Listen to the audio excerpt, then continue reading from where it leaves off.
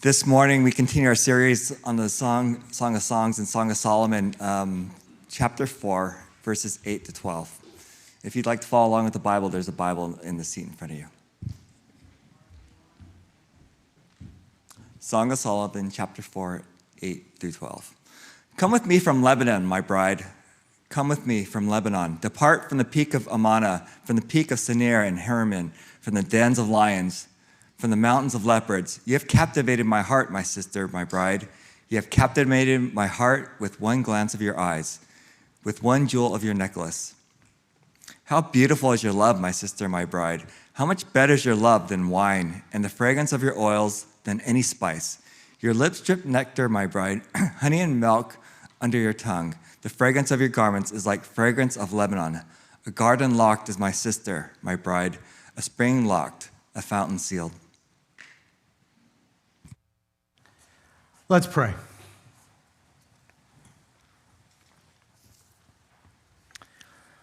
Well, Father, as we continue in this series, and we look at something that is important to just about every one of us in this room, and it's our marital relationships, whether we have one or we desire to have one someday.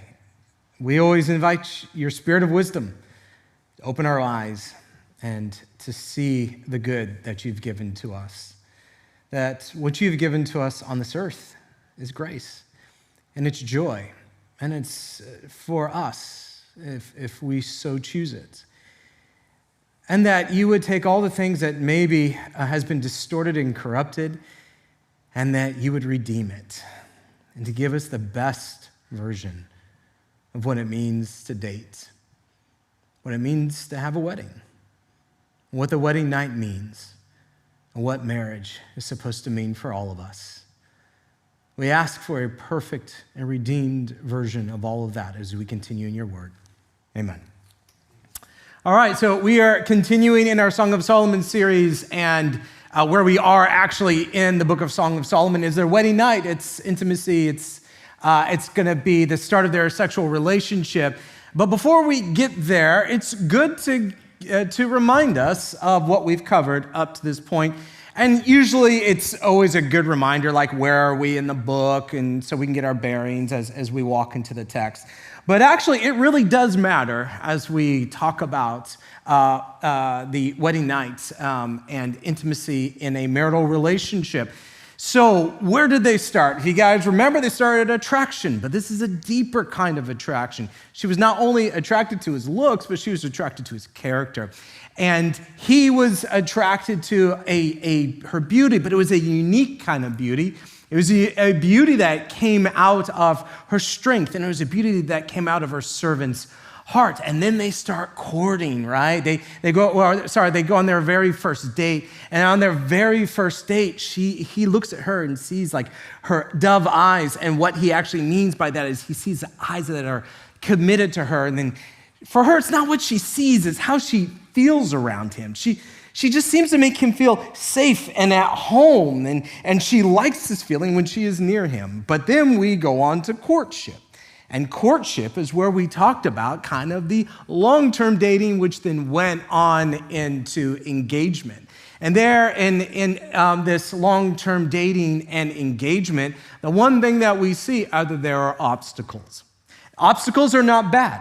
The obstacles are good. You want the obstacles to be there for a number of reasons in a dating relationship. But one, when you keep learning to overcome these obstacles in this dating relationship, it actually strengthens your relationship.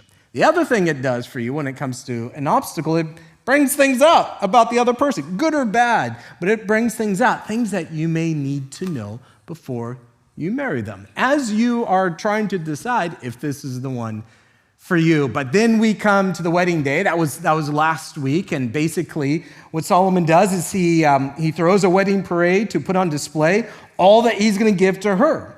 And then later on, we see that she presents her beauty to him, and they are both bringing what is most important for them together to the wedding altar to be mutually sacrificed as they move into wedded bliss.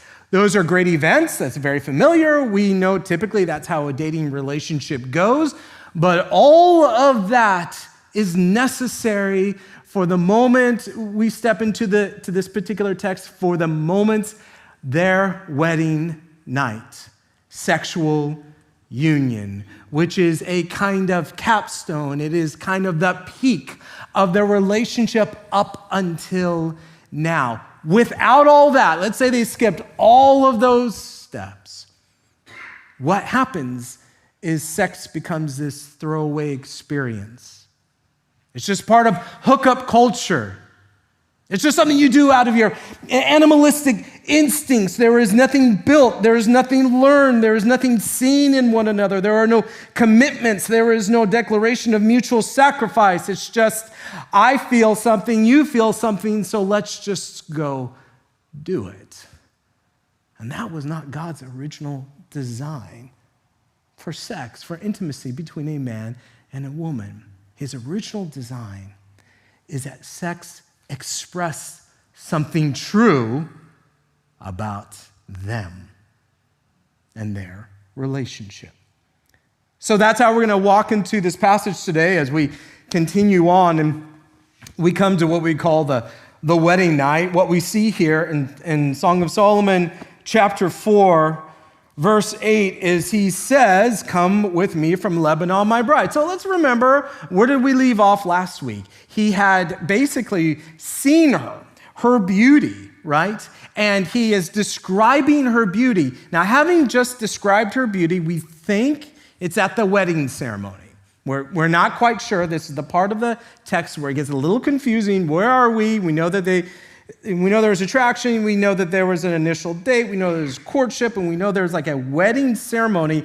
Some would say the verses I read last week, actually, they were in their wedding chamber. That's where they would have sexual union. Others would say, no, what we read last week, that is his kind of poetic expression as they're about to get married.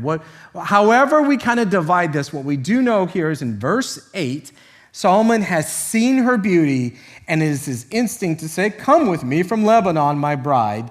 Come with me from Lebanon. Depart from the peak of Amana, from the peak of Senir, and Hermon, from the dens of lions, from the mountains of leopards." And so what he's describing is northern Israel, Lebanon, the border, which was considered wilderness at that time. It was considered dangerous. And so he is saying to her, come from that dangerous place that you have lived all of your life, this singlehood, and come into marriage. But more specifically, this is an invitation to the wedding chamber. This is an invitation to sex. Now, he said this to her before. If you guys remember earlier, what we see in 2:10 and 14, when he is basically describing life. He's looking at springtime. He's saying, look, the lilies are out and the doves are out. And he says to her, come away with me. But what he is saying at that moment, it's basically, he is asking for her hand in marriage. He's like, there's all of this life, and I want you to join with me in this life. Now he's saying again, but he's not talking about an invitation into marriage. He's now talking about an invitation into the wedding chamber. And so if there's any doubt where the rest of this passage is going, it's clear what we see here. And then he says in verse 9, "You have captivated my heart, my sister, my bride. You have captivated my heart with one glance of your eyes." You've captivated, you've captured, you've got my heart, you've stolen my heart. Now, for some of us, most of us, we've heard this. Like, this tends to come along in romantic language. Like, you've got my heart, you've stolen my heart. My heart is yours. And it sounds a little cliche, and it is. But back then it wasn't. It actually had a meaning. We've probably been quoting Solomon these last 2,000 plus years, but back then when he said captivated my heart, what he's actually saying is that for them, the heart was the soul. Like, it was the very seat of the inner person. It's the soul. And he is saying that who I am at my truest self, you have taken out of my very body and you have hidden it away somewhere in you. What is he saying? He is saying that our souls have commingled through this relationship over the last weeks, months, years, however long it has taken. We are now in the state of commingling our souls. And he's like, and now that our souls have commingled, I want our bodies to commingle too. Which is a reminder of what sex is. Sex is an expression of oneness. It's supposed to be. It's this expression of, I have found this kind of soul-level oneness with this person, with your bride or the groom. I found this soul-level oneness, and now I want to fully express it in this embodied way. And so what we then need to unpack, if that's true, that sex is this expression of oneness, let's unpack that a little bit more. Sex expresses the reproductive life that comes out of oneness. Right? If you have this like commingling of the soul, it is this invitation to commingle the body. And out of that, what comes out of that? That comes, for those who are able, life itself, right? So then sex expresses the mutual commitment of oneness. When you have found that person that's like captured your heart, as he says, or captured your heart for the man or for the woman, what you have is this like sense of like, we are one and I want to keep that. There's that desire to commit to one another. And then sex expresses the mutual pleasure of oneness. So we know at a relational level when you and another person just click and it's like you're finishing each other's sentences and you're reading each other's thoughts and it's just like you're always in each other's minds all day long. Sex is the physical embodiment of that feeling. So if sex expresses all that, and that feels like a lot, right?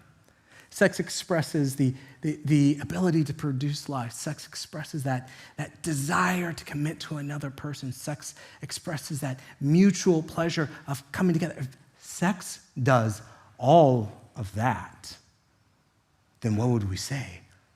It's valuable. It means something. And if it means something, it should be protected. Shouldn't just be kind of just given away to anyone and anywhere at any time, because anyone, anywhere, anytime will abuse that and take that and manipulate that. If it is something that expresses just like this commingling of the soul, this deep and sacred level, shouldn't we protect that?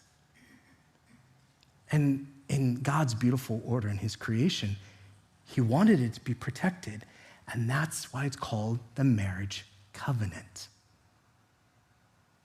See, it's a marriage contract. It's saying that we have come together in this full expression, in this sexual union, and so we are going to protect even that part of the relationship through this marriage covenant, through this marriage contract.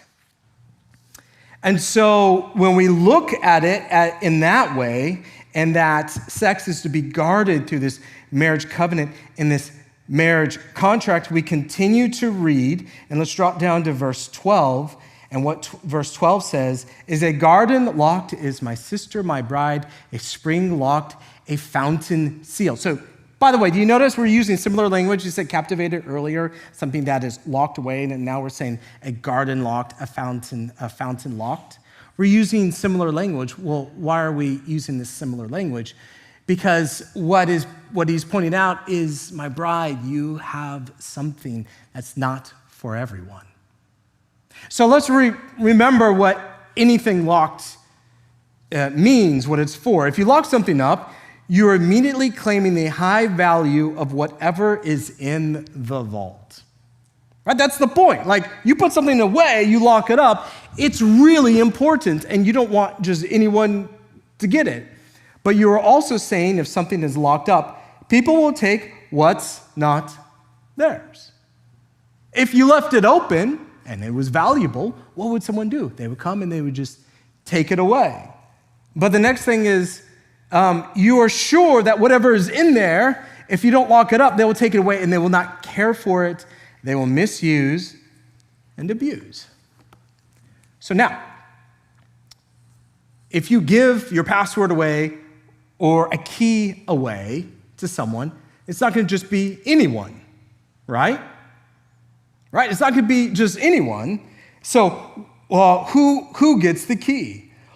You give the key to the person. Let's say there's something in the safe. It probably belongs to them.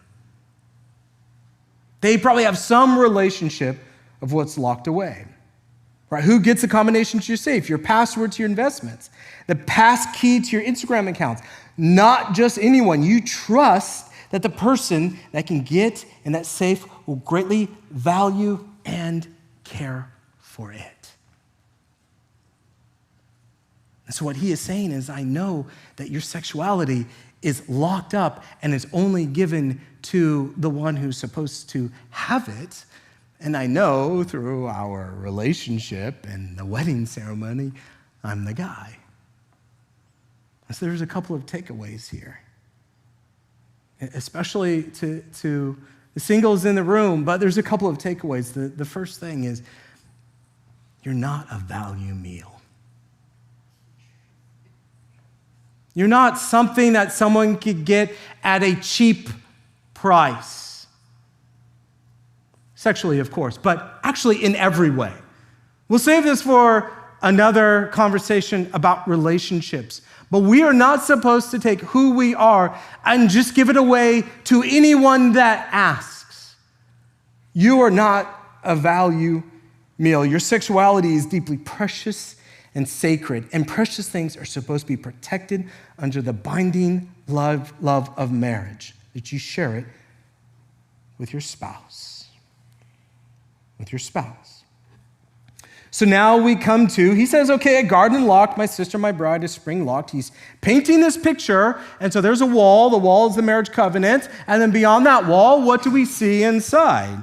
And so he describes it, verses 13 to 15, and basically what he is describing is the sexual encounter they're about to have. Your shoots are an orchard of pomegranates with all choicest fruits, henna with nard and saffron, calamus and cinnamon with all trees of frankincense, myrrh and aloes with all choice spices, a garden fountain, a well of living water, and flowing streams from Lebanon. So usually when you see these kinds of word pictures, you unpack them and you explain like what they mean.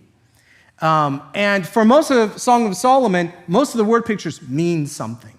But scholars would agree across the board that this is not a part of Song of Solomon where you can say, this means this, and this means this, and this means this.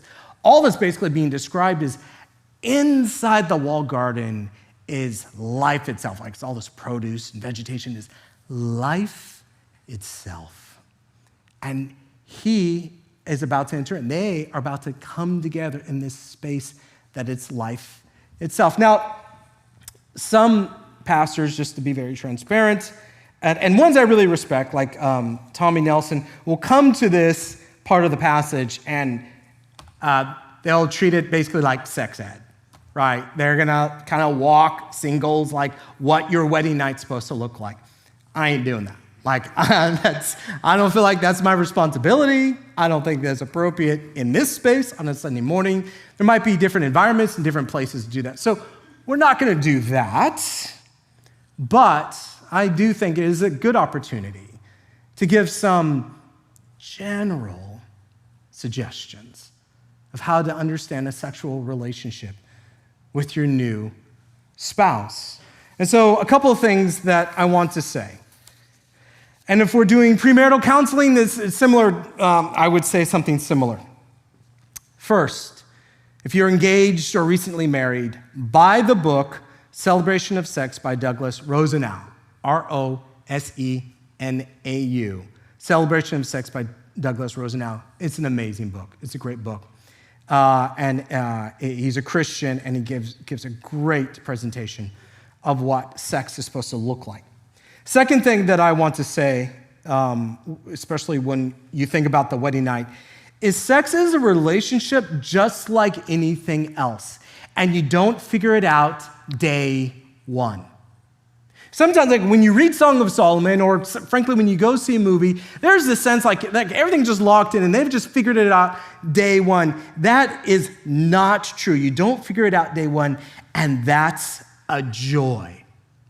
In a committed relationship, you have the rest of your life with your partner to learn what works, experiment, and grow. And it's what works and experimenting and grow is where you find your joy. And this is where modern narratives rob the joy of sex for the marriage relationship. They get it wrong in 3 ways. The first, performance. They basically treat sex as performance. They convince you to have sex early and often so you get it right before your wedding night. And so what you've done is you've just turned a beautiful, intimate encounter between 2 people into a performance where you grade each other. Even if you don't say it, you say it internally. Even if maybe the other person doesn't grade you, you think that you are being graded. And what happens if you don't get it right? Or what happens when you begin to age and things don't work as they used to? When you bring grace into the marriage bed, then you're free because there's no scorecard. What is left? It's the joy of learning together. 2, where the world gets this wrong, and it's this conversation around compatibility. You must find someone who is sexually compatible with you. And I've said this before, I'll say it again. Compatibility comes through time and experience. Compatibility is learned at every level of any relationship. It's not something that is instant, but for some reason we've got it into our heads, especially if we don't recognize that sex is supposed to be after marriage, we've got it into our heads that we have to sleep our way through a number of people so we can find someone that we're compatible with. We are playing what I would call sexual lottery, hoping that one's the big number and you win it all. First, what a terrible way to relate to anyone. And second, you once again have missed the joy of learning how to be compatible through the years. And the last one, that sex is about my sexual needs. It's your partner's job to fulfill my needs. And what I would say is sex between a man and woman is at its most satisfying when both are mutually selfless. By the way, marriage works that way too. Remember, once again, sex is to reflect the marriage relationship. If you're mutually selfless in your marriage, then your marriage will flourish. If you're mutually selfless in your sexual relationship will flourish. For more on this, read the book, Celebration of Sex. That's what he talks about. And so what we see is that he is basically describing the event that is about to take place behind the garden wall. And we see here in verse 16, it's happening. Awake, O north wind, and come, O south wind. Blow upon my garden, let its spices flow. Let my beloved come to his garden and eat its choicest fruits. You guys might recognize some language here. Awake, awaken. Where have we seen that before? We've actually seen that chapter 2, verse 7, and 3, verse 5. And what's said there is, do not stir up or awaken love until it pleases. So there's 2 moments in Song of Solomon where, they're really attracted to each other and they're saying words in their romantic passion and they're really drawn together and their imaginations are probably running away. And so it must be said twice, do not stir up or awaken love until it pleases. To not do it too early. Premarital sex, you've not received the necessary level of marital commitment to secure your sexual relationship. But here is the beautiful thing. At this moment, they have. And what can she say boldly? What can she say openly? What can she say with no filters? Awake, O north wind. What I would want for anyone who is in a relationship and moving toward marriage, what I would want is for on your wedding night to say, through this relationship where you have done first things first and second things second and third things third, that you have this moment where you can say boldly and freely, we are for each other at every level that a human can be for each other. Heart, soul, body. But I know that either in this room or watching online, that is not always true. That mistakes have been made, or there were different worldviews when you were dating, whatever it could be. And I know in this room there can become this air of judgment over you as you're hearing the way God says to do it, and the Bible says to do it, and you didn't do it in the right order. And they can make you feel rejected and unloved and unworthy. And what I know in this room is that by the blood of Christ, your sin is separated as east is from the west. For God, through the blood sacrifice of Jesus, there is no memory of the past. And if there is no memory of the past when it comes to what he knows of our sin life, there should be no memory for you. And that all you have right now in the present and the future is the person that you love. And while there is wisdom in taking a moment to say, man, maybe we didn't quite do it the way we should have, you should also know that you follow a redeemer. And what do redeemers do? They redeem all things. So even starting right now, for all of us at every level, single, dating, engaged, married, whatever has come before, you should have the confidence that you are redeemed and loved. And that is a relationship you're to have with that special someone. And so we continue, and we actually come to the end of this passage. So she basically declares, "Awaken, O north wind." She says yes to his desire to come through the locked gate. And he says in chapter 5, verse 1, in the past tense, "I came to my garden, my sister, my bride. I gathered my myrrh with my spice. I ate my honeycomb with my honey. I drank my wine with my milk.